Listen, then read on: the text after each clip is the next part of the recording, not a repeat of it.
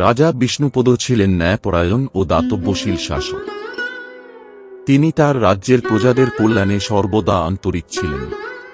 প্রতি সকালে রাজপ্রাসাদের বাইরে বসে তিনি তার প্রজাদের কথা শুনতেন এবং তাদের সমস্যা সমাধানে সাহায্য করতেন। রাজার এই নীতির ফলে রাজ্যে শান্তি ও সমৃদ্ধি বিরাজ করত।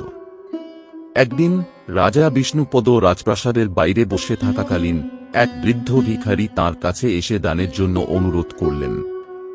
ভিখারিটির অবস্থা দেখে রাজার মন কেঁপে উঠল। তিনি ভিখারিকে কিছু স্বর্ণমুদ্রা দান করলেন।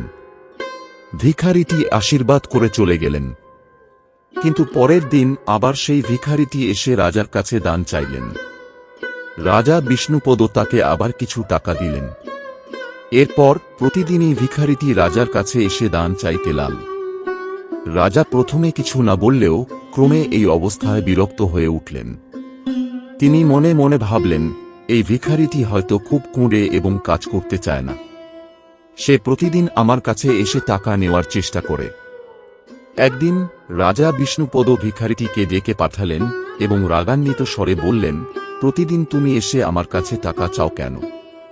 কাজ করো, নিজের উপার্জনে খাও। ভিখারিটি রাজার কথা শুনে চুপ করে রইলেন।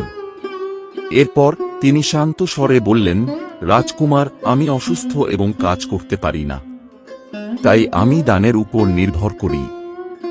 রাজা বিষ্ণুপদ ভিখারির কথা শুনে লজ্জা পেয়ে গেলেন। তিনি বুঝতে পারলেন যে তিনি ভুল চিন্তা করেছিলেন। তিনি ভিখারিটির কাছে ক্ষমা চাইলেন এবং তাকে আরও কিছু টাকা দিলেন। এই ঘটনা রাজা বিষ্ণুপদ একটি গুরুত্বপূর্ণ শিক্ষা দিল। তিনি বুঝতে পারলেন যে দাতব্য করার সময় কাউকে বিচার করা উচিত নয়। সবারই নিজের জীবনের লড়াই আছে এবং আমাদের সবার উচিত একে অপরের প্রতি সহানুভূতিশীল হওয়া।